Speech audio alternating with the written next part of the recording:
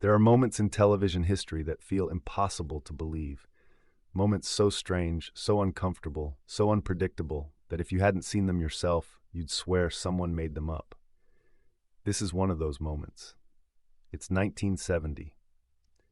The Tonight Show is the most watched program in late-night television. Johnny Carson sits behind his desk 5 nights a week, controlling the rhythm of American entertainment with perfect timing, sharp wit, and an instinct for what audiences want to see. But on this particular night in October, Johnny Carson made a booking decision that almost ended in disaster. Tiny Tim was scheduled to perform. If you don't remember Tiny Tim, it's hard to explain him to someone who wasn't there. He wasn't a comedian. He wasn't a traditional singer. He was something else entirely. A man who stood 6 feet tall, had long stringy hair down to his shoulders, pale white skin, and sang in a high-pitched falsetto voice while strumming a ukulele. He sang old vaudeville songs from the 1920s, songs your grandmother might have known, songs that felt like they belonged in a different century, and he sang them with complete, unshakable sincerity. To some people, Tiny Tim was enchanting. To others, he was a joke. To most of America, he was deeply, profoundly weird. But Johnny Carson saw something in him that other hosts didn't. Johnny had booked Tiny Tim multiple times over the years, and every appearance brought massive ratings. People tuned in because they didn't know what would happen. Tiny Tim was unpredictable, innocent, vulnerable. He existed in his own reality, completely unaware of how strange he seemed to the rest of the world. The network executives hated him. They called Johnny's office regularly, asking him to stop booking the weirdo. They told him Tiny Tim made the show look ridiculous. They said he was bad for the brand. Johnny ignored them. Because Johnny understood something those executives didn't. Tiny Tim wasn't trying to be strange. He wasn't performing irony or playing a character. He genuinely loved the music he sang. He genuinely believed in the beauty of those old, forgotten songs. And that sincerity, rare and fragile as it was, made him fascinating. So when Tiny Tim walked onto the Tonight Show stage that October night in 1970, the audience reacted exactly the way they always did. Some people clapped, some people laughed, some people sat in confused silence, unsure what they were about to witness. Tiny Tim wore his usual outfit, a dark suit that didn't quite fit, a bow tie, and his hair hanging loose around his face. He carried his ukulele in both hands like it was something sacred. Johnny Carson welcomed him warmly, shook his hand, and gestured toward the performance area. Tiny Tim smiled, a shy, childlike smile, and walked to the center of the stage. The studio lights dimmed slightly. The audience settled. Doc Severinsen and the band stayed quiet in the background, and Tiny Tim began to sing. The song was called "Tiptoe Through the Tulips," one of his most famous performances. His voice rose into that unmistakable falsetto, delicate, trembling, impossibly high-pitched. Some people in the audience giggled, but most just watched, pulled into the strange, hypnotic quality of his performance. Tiny Tim closed his eyes while he sang. He swayed gently. His fingers moved across the ukulele strings with surprising grace. For the first minute, everything went exactly as planned, and then something shifted. Tiny Tim opened his eyes mid-song and looked directly into the audience. His gaze drifted across the rows of faces, scanning the crowd with an intensity that seemed out of character. Johnny Carson noticed it immediately. He leaned forward slightly in his chair, watching. Tiny Tim's eyes locked onto someone sitting in the third row, just off to the left. A man, mid-30s, thick beard, wearing a black leather jacket with silver chains hanging from the shoulders. His arms were covered in tattoos. He sat with his legs spread wide, arms crossed over his chest, staring at Tiny Tim with an expression that could only be described as hostile. He wasn't alone. Sitting next to him were 3 other men dressed almost identically. Leather, denim, boots, tattoos. They looked like they'd walked straight off their motorcycles and into the NBC studio. Biker gang members. And they were not enjoying Tiny Tim's performance. One of them whispered something to the man in the leather jacket. The man smirked. Another one shook his head and muttered under his breath. The cameras didn't catch this. The studio audience in the back rows couldn't see it, but Johnny Carson could see it from his desk, and Tiny Tim could see it from the stage. Most performers would have looked away. would have ignored the hostile energy radiating from that third row and focused on the people who were actually enjoying the song. But Tiny Tim didn't look away. Instead, he did something no one expected. He stopped moving. He stopped swaying. He stood perfectly still and sang the next verse directly to the man in the leather jacket. Not to the camera, not to the general audience, to him. The man's smirk faded. His eyes narrowed. Tiny Tim took 3 steps forward, still singing, still strumming his ukulele, walking closer to the edge of the stage, closer to the third row, closer to the bikers. Johnny Carson's hand tightened around his coffee mug. He glanced toward Ed McMahon, who was sitting just off camera.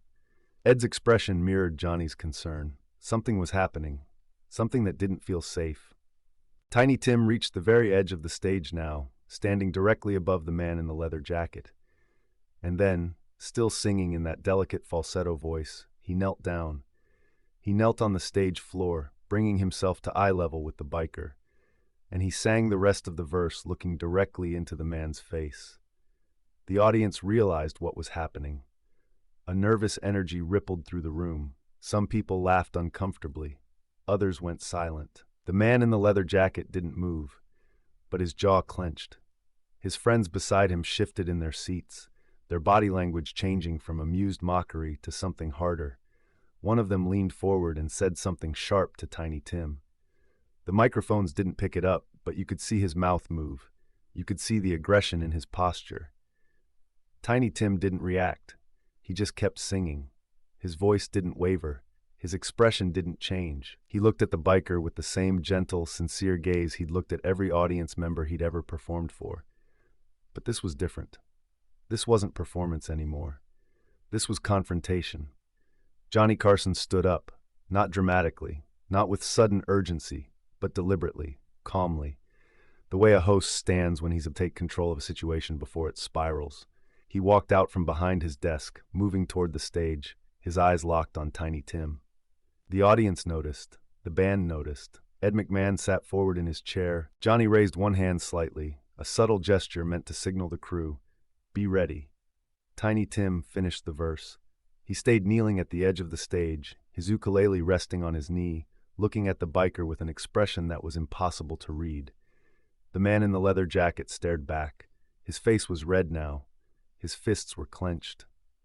One of his friends stood up. That's when Johnny Carson stepped in. He walked directly to Tiny Tim, placed a hand gently on his shoulder, and said something quietly. The microphones didn't catch it, but whatever Johnny said, Tiny Tim heard it. Tiny Tim blinked. He looked up at Johnny, and then, slowly, he nodded. He stood up, brushing off his knees, and stepped back from the edge of the stage.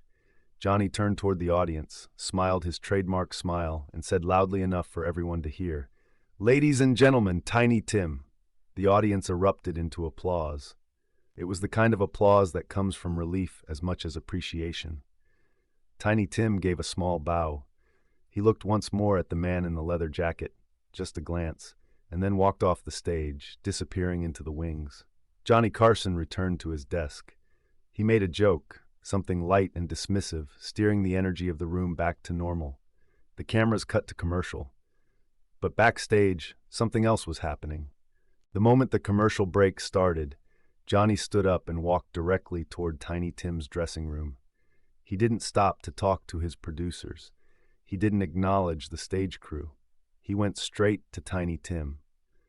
One of the production assistants who was there that night, a young woman named Susan who worked in talent coordination, later described what she saw.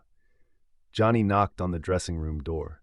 Tiny Tim opened it. Johnny stepped inside and closed the door behind him. Susan stood in the hallway, not intentionally eavesdropping, but close enough to hear voices. She couldn't make out the exact words, but she could hear Johnny's tone. It wasn't angry. It wasn't scolding. It was protective. After about 2 minutes, the door opened. Johnny walked out. Tiny Tim followed him, his eyes red like he'd been crying.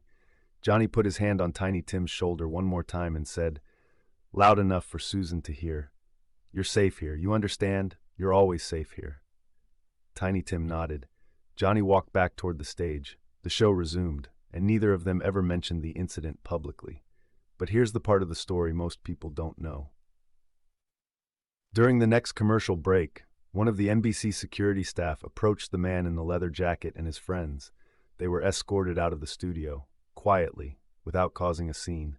But before they left, the man in the leather jacket said something to the security guard, something the guard later repeated to one of the producers. He said, "That little freak didn't scare me, but Carson did." Because what that man saw wasn't Tiny Tim being reckless or naive. What he saw was Johnny Carson standing up and walking toward the stage with the kind of calm, deliberate authority that made it clear. If anything happened to Tiny Tim, Johnny would handle it personally. And that changed the energy in the room immediately. Johnny Carson protected Tiny Tim that night, not with words, not with confrontation, but with presence, and Tiny Tim knew it. What's remarkable about this moment isn't just what happened on camera, it's what didn't happen afterward. Johnny Carson could have turned the incident into a story. He could have told it on the show the next night, made jokes about it, used it for material. That's what most hosts would have done. But Johnny never mentioned it. Not once. Not in his monologue, not in interviews, not even in private conversations with other celebrities. He treated what happened as exactly what it was, a vulnerable moment that didn't need to be exploited. And that restraint, that quiet decision to protect someone rather than profit from their humiliation, revealed something essential about Johnny Carson's character. He understood the difference between entertainment and cruelty. In 1970, television was beginning to shift. Shock value was becoming more common. Hosts were starting to push boundaries, to create moments that felt dangerous or unpredictable, because those moments got attention. But Johnny Carson drew a line. He would embarrass politicians. He would roast celebrities who could take it. He would create comedy from tension when everyone involved was in on the joke. But he wouldn't let someone innocent get hurt for ratings. Tiny Tim was innocent. Not in the sense that he was naive about show business. He'd been performing for years. But innocent in the sense that he genuinely didn't understand why people mocked him. He thought he was sharing something beautiful, and Johnny Carson refused to let that sincerity be destroyed on his stage. The incident with the bikers became something of a legend among Tonight Show crew members. They didn't talk about it publicly, but they remembered it. Years later, in 1985, one of the cameramen who'd been working that night gave an interview to a film student doing research on television production. The student asked him about memorable moments from the show. The cameraman mentioned the Tiny Tim incident. He said, "I've worked on this show for 15 years. I've seen Johnny handle drunks. I've seen him deal with technical disasters. I've seen him improvise through chaos. But that night with Tiny Tim was different. Because Johnny wasn't worried about the show. He was worried about a person." The student asked what he meant. The cameraman explained, "When those bikers started getting aggressive, Johnny didn't think about whether it would make good television. He thought about whether Tiny Tim was safe. And the second he realized the answer was no, he moved. No hesitation. That's not a television host. That's a human being making a moral choice." That distinction matters, because Johnny Carson spent 30 years playing a role. The charming host, the quick-witted comedian, the smooth professional who could handle any situation with a joke and a smile. But underneath that role was a person who made decisions based on principles that had nothing to do with entertainment.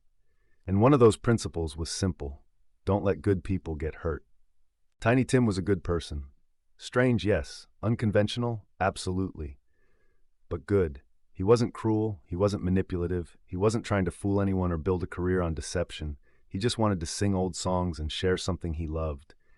And when the world responded with mockery and hostility, Johnny Carson stood between Tiny Tim and that hostility and said, "Not here, not on my stage." The relationship between Johnny Carson and Tiny Tim continued for years after that night. Tiny Tim appeared on The Tonight Show dozens of times, and every single time Johnny treated him with the same respect he showed to Frank Sinatra or Bob Hope or any other legendary performer. He didn't condescend. He didn't wink at the camera as if to say, "Isn't this ridiculous?" He engaged with Tiny Tim as a serious artist, and Tiny Tim responded to that respect with loyalty. In 1979, Tiny Tim gave an interview to a small radio station in New Jersey. The interviewer asked him about his relationship with Johnny Carson. Tiny Tim's voice got quiet. He paused for a long time before answering. Then he said, "Mr. Carson was the only person in television who treated me like I was real." He didn't elaborate. He didn't tell the story about the bikers. He didn't explain what he meant by real. But the people who were there that night in 1970 understood. Because what happened on that stage wasn't just about a performer and a hostile audience member. It was about what happens when someone fragile and sincere enters a world that doesn't understand them, and what happens when someone powerful decides to protect them anyway. Tiny Tim lived in his own reality. He sang old songs that nobody cared about anymore. He dressed strangely. He spoke strangely. He existed in a way that made people uncomfortable. But Johnny Carson saw past all of that. He saw someone who loved music with a purity that was almost impossible to find in show business. Someone who wasn't performing cynicism or irony. Someone who genuinely believed in beauty. And Johnny Carson, who spent his entire career managing egos, handling drunks, navigating network politics, and controlling chaos, chose to protect that fragile sincerity.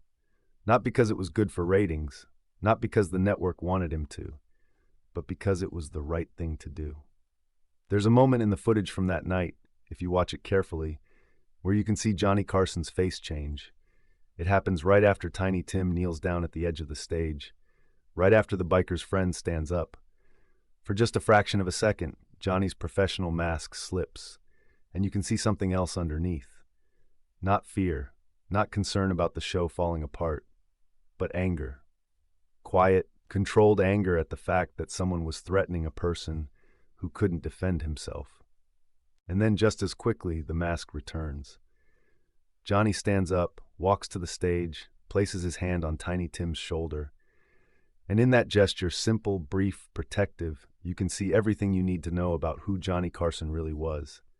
He was a man who understood power, who knew exactly how much authority he carried, who could have used that authority in 1,000 different ways, and who chose in that moment to use it to protect someone the world had decided didn't matter. The night after the incident, Johnny's head writer asked him if they should work the Tiny Tim moment into the monologue, turn it into a bit, get some laughs out of it. Johnny looked at him and said 2 words, "Absolutely not." The writer started to explain how they could make it funny without being mean. Johnny cut him off. "I said no." That was the end of the conversation. Because Johnny understood something that most people in entertainment still don't understand. There are moments that shouldn't be monetized, moments that shouldn't be turned into content, moments that should be left alone out of basic human decency. And protecting Tiny Tim from becoming a punchline was one of those moments. The biker who was escorted out of the studio that night, the man in the leather jacket who'd been the focus of Tiny Tim's attention, had an interesting epilogue to this story. In 1982, 12 years after the incident, he gave an interview to a motorcycle magazine. The interviewer asked him about wild experiences he'd had over the years. He mentioned The Tonight Show. He said, "I went there thinking it would be funny. Me and my buddies, sitting in the audience, mocking this weird little singer. We were going to heckle him, make him mess up, have a good time. But then Carson stood up, and I realized we'd misread the room. That wasn't some random variety show. That was Carson's house, and he wasn't going to let us disrespect anybody in it." The interviewer asked if he regretted going. The biker thought about it and said, "Yeah, because I didn't understand what I was watching. I thought Tiny Tim was a joke, but he wasn't. He was just different, and Carson understood that. I didn't." That kind of reflection is rare. Most people don't revisit their cruelty 12 years later and admit they were wrong. But this man did. And it's worth noting that what changed his perspective wasn't Tiny Tim's performance. It was Johnny Carson's response. Because when someone with power uses it to protect rather than dominate, it forces everyone else in the room to reconsider their own behavior. The biker expected chaos. He expected entertainment. He expected to be part of a spectacle. Instead, he got a lesson in human decency from a man who had no obligation to teach him anything. And somehow, that lesson stuck. Tiny Tim never became a mainstream success. He remained a novelty act for most of his career. He struggled financially. He lived in obscurity for long stretches of time. But he kept performing. He kept singing those old vaudeville songs with the same sincerity he always had. And whenever he was asked about The Tonight Show, he always spoke about Johnny Carson with deep, genuine gratitude. Not because Johnny made him famous, but because Johnny made him feel safe. And in an industry that chews people up and spits them out without a second thought, that meant everything. The footage of that 1970 performance still exists in the NBC archives. If you watch it carefully, you can see the exact moment when Johnny Carson stands up. You can see the tension in the audience. You can see Tiny Tim kneeling at the edge of the stage, singing to a man who wanted nothing to do with him. And you can see what happened when someone decided that protecting innocence mattered more than letting chaos play out for entertainment. It's a small moment, quiet, brief, but it says more about Johnny Carson than 1,000 monologues ever could. Because the real test of a person's character isn't what they do when the cameras are focused on them. It's what they do when they see someone vulnerable and have to decide in a split second whether to step in or look away. Johnny stepped in, and Tiny Tim walked off that stage safely, still clutching his ukulele, still believing in the beauty of those old forgotten songs, still whole, still real, still protected by a man who understood that kindness isn't weakness, and that using power to shield someone who can't shield themselves is the highest form of strength. That's the legacy of that night. Not the spectacle that almost happened, but the grace that prevented it. If you remember watching The Tonight Show during those years, we'd love to hear your memories. Tell us about a moment you saw that stayed with you. Drop your story in the comments below.